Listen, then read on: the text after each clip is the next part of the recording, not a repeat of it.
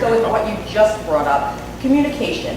Why is it that we had to learn from the health department of this forum today? Why did it take 12 additional hours for Dr. Ramos to send that information out after our local media did? And why to date has my son's classroom, which is sent to that water fountain, still not been told that they're in that crux of where this is occurring? That there are 2 classrooms that are sent to that water fountain regularly. I only knew that it was that room because I called the teacher and asked, is this the room that's right next to that water fountain? To date, nothing has gone home in an email, in a phone call, in his backpack to say, by the way, this is the water fountain that's in question. So there are parents in my kid's class who aren't here today because they don't know. Where's the communication? You say that that was your first priority, communication. I want to know where it is.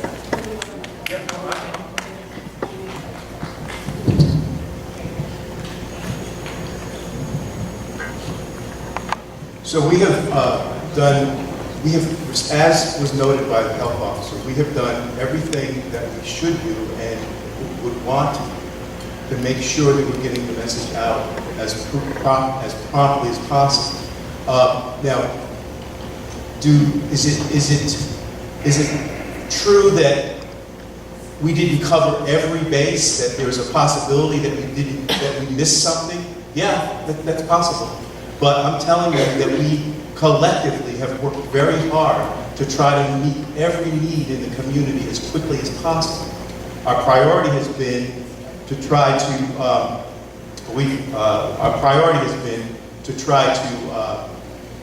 work on this matter of, first of all, communicating it out, yes, but just as crucially, how do we make sure that students are safe beyond the communication? And so a lot of our focus has been, as you've heard, on trying to find ways to manage testing for students for families who cannot otherwise access the testing. That I don't think any of you are responsible because these are all systems that were put in place before you even had your jobs. My question is for Blue Testing Company. You've tested 24 schools, you said. How often do you see the lead levels after you've achieved a baseline elevate? Or is that baseline then somewhat consistent over time? Do you understand my question? No, not clear what you mean by baseline. So you find so many parts of lead per... Testing had to be done by June 30, 2017. So for you guys to come out on May 2nd, 2017 and test all of the outlets and then say you did it in a timely manner is, I think, at a minimum, disingenuous to the community. I mean, you guys did it at the last minute.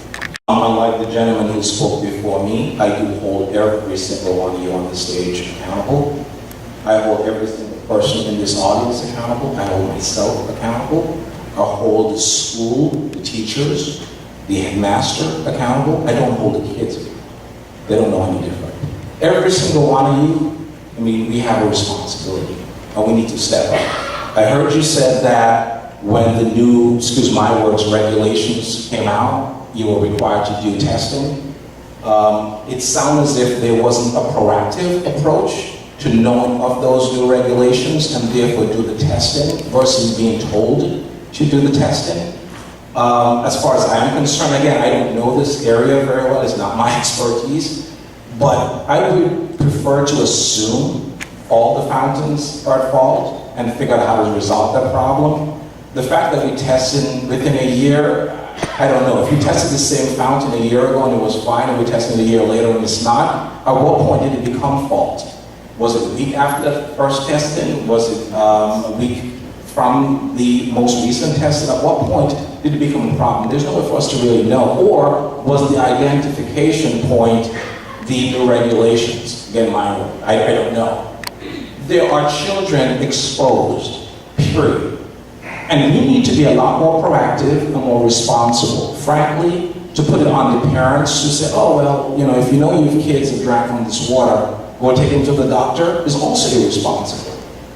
There are hospitals around here. I mean, get them in here, have them set up some area, let them do some blood work. I don't know what the process is. You know, healthcare is not my area of expertise either. But strategy is. I don't see the strategy. I don't hear it on this stage. And that's disturbing for me. It could be a lot worse, so I want to commend you for the information coming out quickly. Notwithstanding, I think a lot of the points raised today, how do we correct for the issues around communication? where there were gaps. So one of the gaps were, I just want to know as a parent, that little girl who just ran in there playing the Chromebook was in Miss Potts' class. Do you guys know in the South Mountain Annex, was it the fountain outside of her classroom and in her classroom that were the 2 points in the annex that had the elevated levels? Okay, great. So in terms of the systemic question, could you just talk a little bit about how you know that it's not beyond just the tank or the direct fountain issue, and is there any chance it could be connected to the pipes coming in and out of the school? I mean, the annex has a legion of infrastructure problems that need to be dealt with, and we understand that capital plans are being developed. But to hear a little bit more about that. And then the last question I have is for the experts to talk about, because we know it's worse from paint on the wall, or if it's turned into dust, that's a way higher threat to little kids.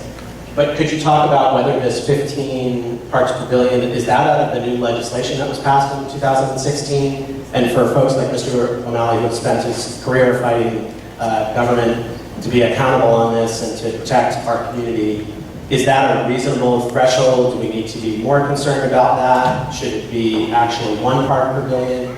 And just give us some reassurance about whether that's a reasonable threshold, or is that kind of threshold that got negotiated in Congress and it doesn't really protect kids? Thanks. So I'll answer part of that.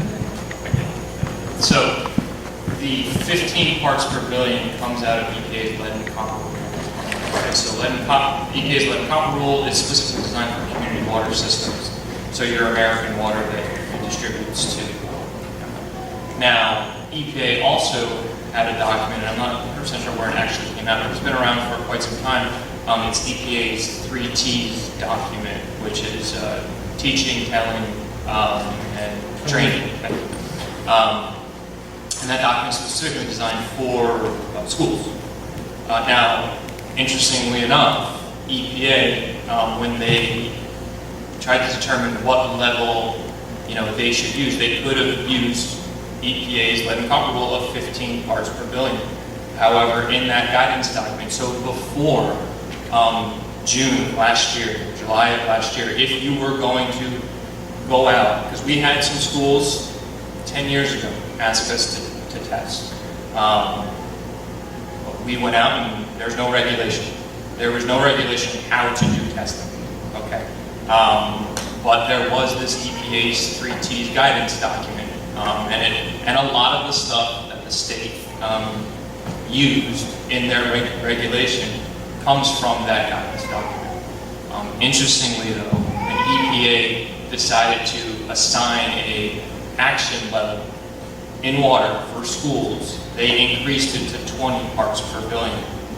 All right, so they allowed an extra 5 parts per billion in schools outside of the community water system. We refashion the buildings, that makes me very happy. But I feel that we haven't really done the triage that I expected would happen today.